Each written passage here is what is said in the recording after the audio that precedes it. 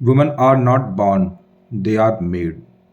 तो जनरली बोला जाता है महिलाओं का जन्म नहीं होता, उनको बनाया जाता है। तो बेसिकली दो चीज़ें हैं यहाँ पे, एक है सेक्स एंड सेकंड है जेंडर। तो सेक्स वो आइडेंटिटी है जो हमको असाइन की जाती है गॉड के द्वारा at the time of our birth. तो उस हिसाब से मेल एंड फीमेल दो सेक्स होते हैं। But if I am talking about gender, then it is something different from sex. What society provide us, that is basically gender, और what assign to us at the time of birth, that is basically sex. तो आज हम बात करते हैं महिलाओं के बारे में, वुमन एम्पावरमेंट के बारे में, या फिर बोल सकते हैं कि महिलाओं की जो स्थिति है आज समाज में उसके बारे में।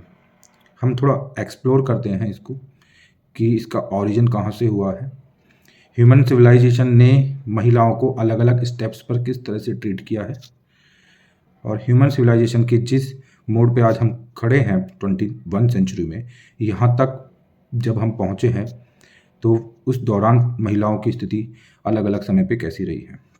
तो यस, मैं स्टार्ट करता हूँ। 1350 करोड़ साल पहले बताया जाता है कि इस ब्रह्मांड, इस यूनिवर्स का फॉर्मेशन हुआ। 450 करोड़ साल पहले बताया जाता है कि अराउंड इस अर्थ का फॉर्मेशन हुआ, और होमोसिपियंस को लगभग आए हुए 25 से 30 से 35 लाख साल बताए जाते हैं। अलग अलग किताबों में अलग अलग लिखा हुआ है, अलग अलग साइंटिफिक स्टडीज़ में अलग अलग बातें सामने आई हैं, लेकिन मोटे मोटे तौर पे हम बोल सकते हैं कि 25 से 30, 35, 40 लाख साल पहले ह्यूमंस का होमोसिपियंस आए हैं बेसिकली।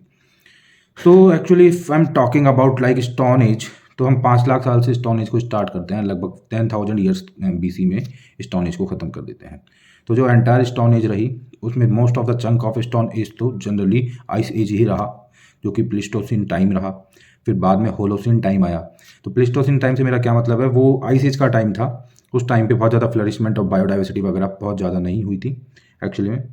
एंड फिर बाद में होलोसिन की स्टार्टिंग होती है, एंड देन थोड़ा हीट फिट क्रिएट होती है, जनरेट होती है, एंड बायोडाइवर्सिटी फ्लरिश होती है, और जीवन जो है अपनी तेज़ रफ्तार से दुनिया में आगे बढ़ने लगता है।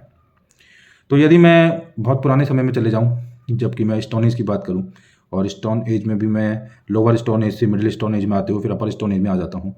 तो उस टाइम के जो ह्यूमंस हुआ करते थे, ओके, तो अराउंड मैं ये बात बता रहा हूँ लगभग 1 लाख ईयर्स अगो मान लो आप, या फिर 50,000 ईयर्स अगो मीन्स।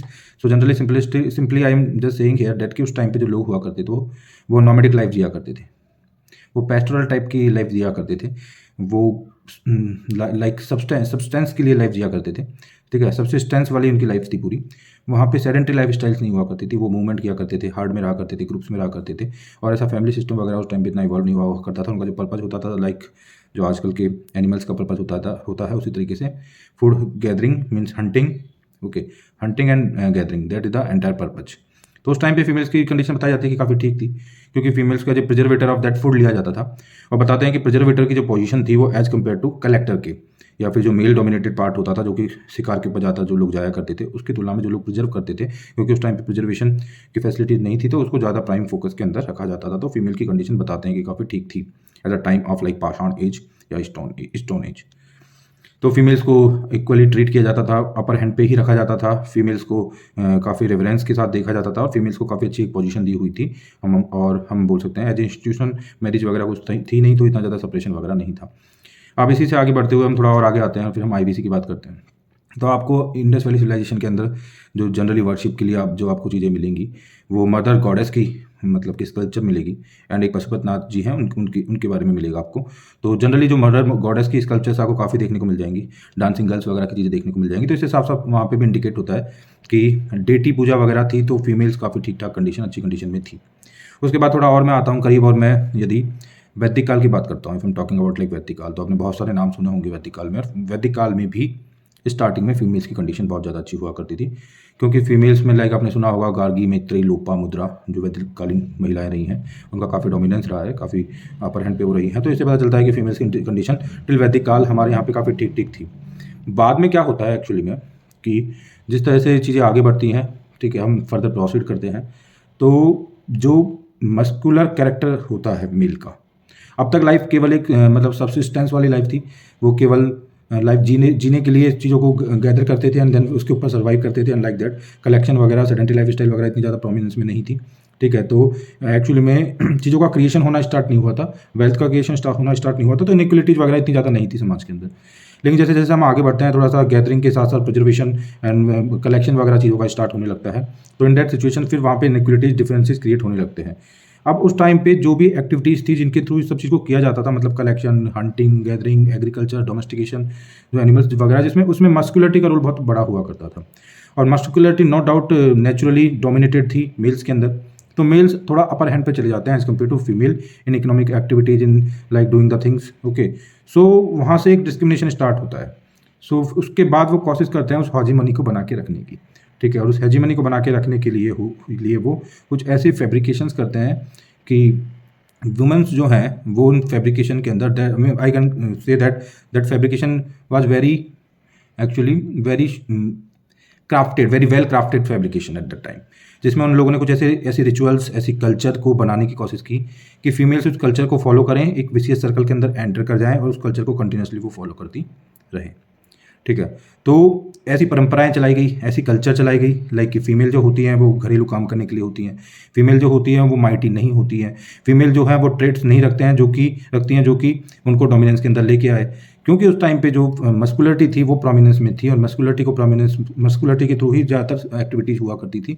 तो मेल्स ने अपने आप को एक अलग लेवल पर ले जाने की सोच ली, और उन्होंने एज ए ग्रुप कुछ ऐसी कल्चर्स, ऐसी चीज़ें भी स्टार्ट कर दी कि वो अपने आप को अपर हैंड पे लेके चले गए। और कल्चर हुआ करती थी जिसमें कि धीरे धीरे घर का काम करना से लेके फैमिली की इज्जत से लेके और जितनी भी एक्टिविटीज़ हैं सबको फीमेल्स के ऊपर रख दिया गया और उसको एज ए कल्चर बना दिया गया। और violation of that culture, like family planning से लेके, फैमिली को आगे बढ़ाने से लेके, घर के काम करने से लेके, और हर चीज़ पूजा वगैरह करने से लेके हर चीज़ को कहीं ना कहीं डोमिनेंस में फीमेल्स को दे दिया गया।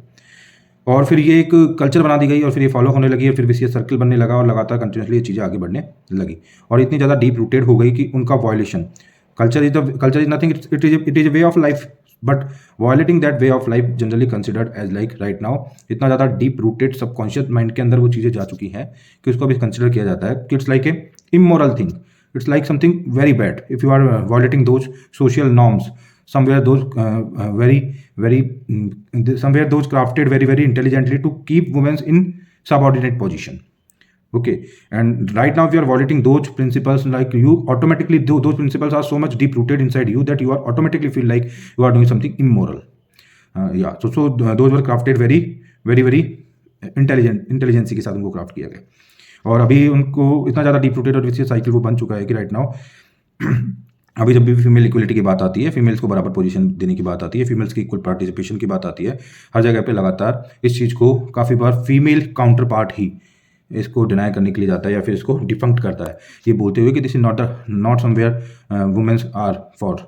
ओके, तो ये कुछ ऐसा नहीं है जिसके लिए महिलाएं हैं, महिलाओं को इससे अपने आप को दूर रखना चाहिए, महिलाएं इस चीज़ के लिए नहीं बनी है, उस चीज़ के लिए नहीं बनी है। काफ़ी बार फीमेल ही जो दूसरा पार्ट है उनका वही इसको काउंटर करने लगता है, मेल तो काउंटर करते ही हैं, फीमेल भी काफ़ी बार ऐसा करने लगती है। तो कुल मिला के वो सब इसलिए होता है कि वो इतना ज़्यादा स्टॉन्चली डीप रूटेड है हमारे दिमाग के अंदर, इस तरह से फीड कर दिया गया है, इस पैट्रियार्कल सोसाइटी की वो देन है। नो डाउट हम केवल इंडिया की बात नहीं कर रहे हैं, ग्लोबली ये देखा गया है कि ये पैट्रियार्कल थॉट्स ग्लोबली फंड की गई हैं, चाइना से लेकर रशिया से लेकर हर जगह इन्फेंटिसाइड वगैरह होते रहे हैं, फीमेल्स को इन पास्ट बहुत ज़्यादा मतलब कि एज ए डिफरेंट ग्रुप लेते हुए उनके साथ बहुत अलग तरीके से ट्रीटमेंट्स वगैरह हुए हैं।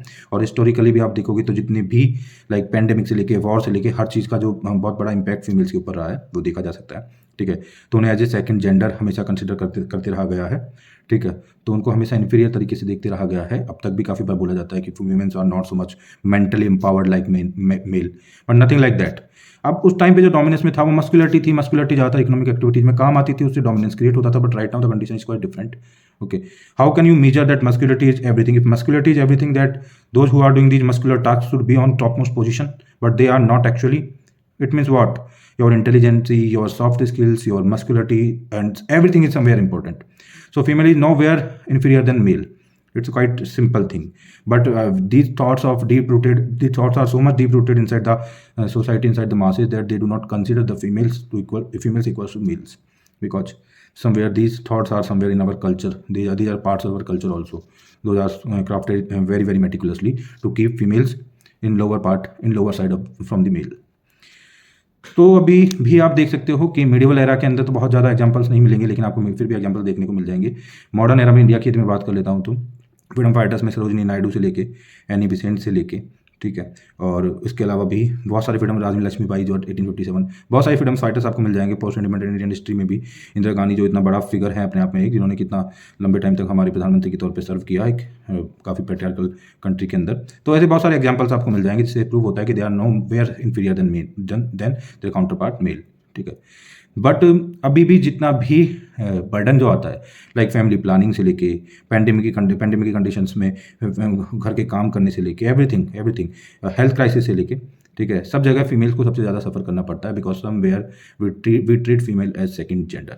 It is actually not good, it's not okay, because somewhere as Swami Vivekananda ji ने भी बोला है, okay, it's impossible to think about the welfare of the world unless the condition of women is improved.